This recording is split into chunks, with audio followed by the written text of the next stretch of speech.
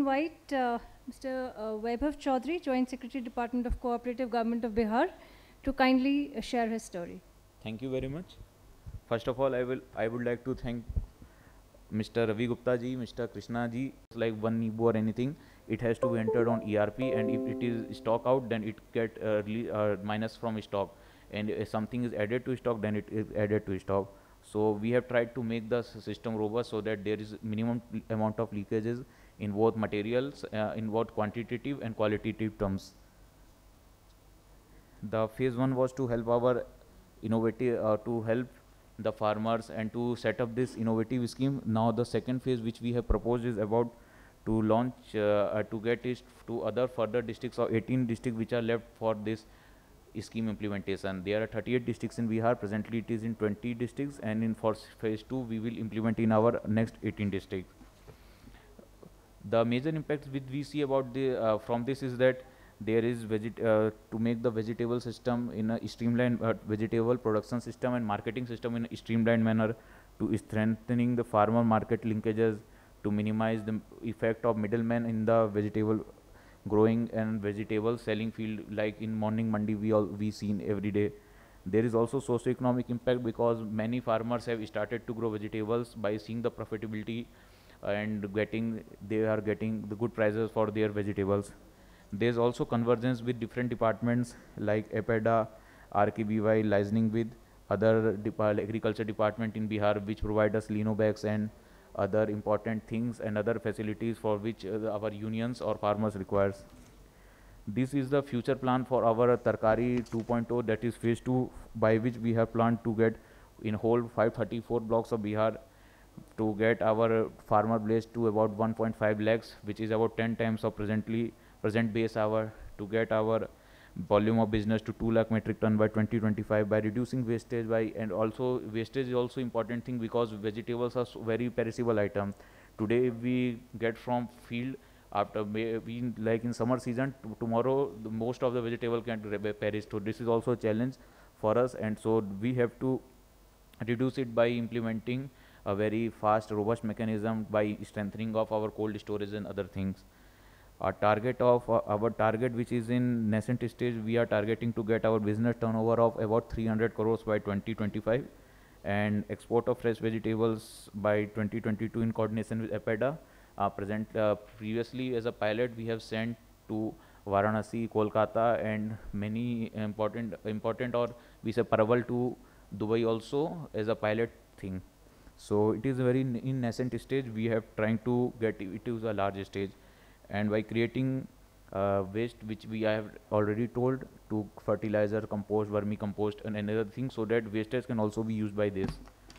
At last, these are some of the activity pics which we will see about Tarkari Express in Safal. This is in Delhi also, in last middle picture at last, by farmer training, which are also a main component of this program.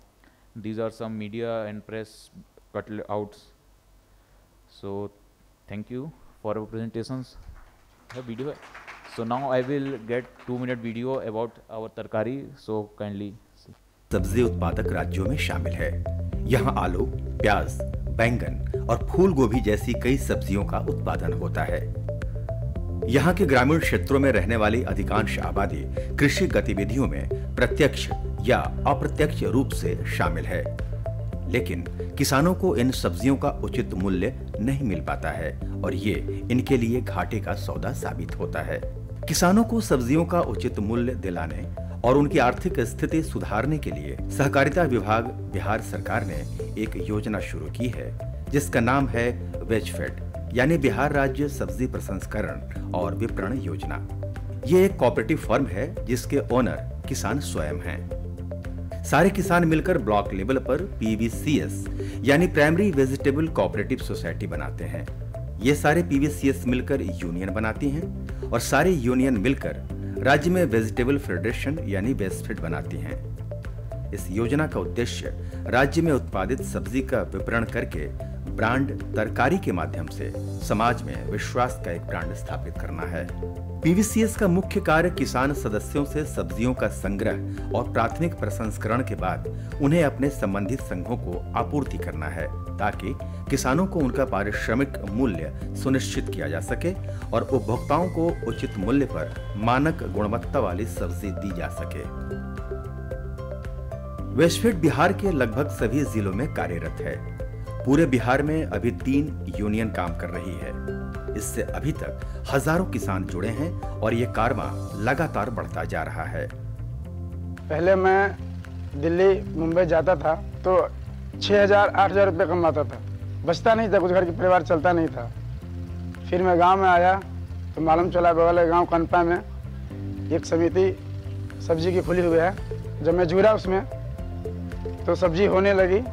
सरकार यहीं से direct सब्जी लेके चली जाती है और हम लोग को अकाउंट में सीधा पैसा आ जाता है। हर थाली में बिहारी तरकारी वेस्टफीड की प्राथमिकता है।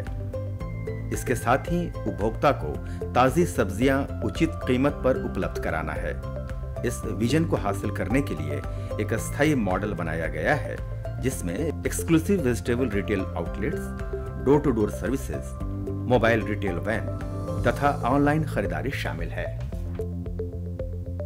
वेस्टफीड का मुख्य उद्देश्य है बिहार में और उसके बाहर एक किसान सब्जी आपूर्ति श्रृंखला स्थापित करना, उत्पाद के प्रसंस्करण, पैकेजिंग और ब्रांडिंग द्वारा मूल्य संवर्धन करना, मांग के मुताबिक ताजा गुणवत्ता वाली सब्जियों की पूर्ति करना, राज्य में सब्जी उत्पादन और उत्पादकता में वृद्धि, सब्जी उत्पादकों को प्रशिक्षण और विस्तार सेवाएं प्रदान करना, रोजगार के अवसर पैदा कर सब्जी उत्पादकों की आय में वृद्धि करना, व्यवस्था से बिचौलियों को खत्म करना, व्यवसाय की खुदरा बिक्री के लिए रिटेल दुकानों की स्थापना, संघ स्तर पर एक केंद्रीय सब्जी प्रसंस्करण केंद्र का निर्माण करना, पीवीसीएस स्तर पर संग्रह केंद्रों और स्थायी विपणन बुनियादी ढांचे का निर्माण करना।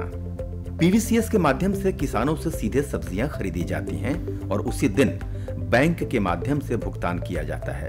प्रत्येक पीवीसीएस स्तर पर सफाई, छटाई और ग्रेडिंग की जाती है। ताजी सब्जियों के अस्थायी भंडारण के लिए परिसर में ही 10 मीट्रिक टन के मल्टी चैम्बर कोल्ड स्टोरेज की सुविधा भी है। यहाँ से सारी सब्जियां यूनियन भेजी जाती है और फिर इन्हें मांग और पूर्ति के अनुसार राज्य और राज्य के बाहर भेजा जाता है। ये सारा सिस्टम ऑनलाइन ERP के माध्यम से होता है, जिससे संस्था को यह पता होता है कि कितनी सब्जियों का उत्पादन हो रहा है और बाजार में उसकी क्या मांग है। इसके साथ किसानों को इसी माध्यम से उनके खाते में पैसे भी मिल जाते हैं। पहले मंडी में सब्जी बेचते थे तो ज़्यादा कमीशन लगता था। अब पीवीसीएस में जुड़ने से सब्जी डायरेक्ट खेत से ही बिक जाता है और पैसा अकाउंट पे आ जाता है, ज़्यादा झंझट नहीं रहता।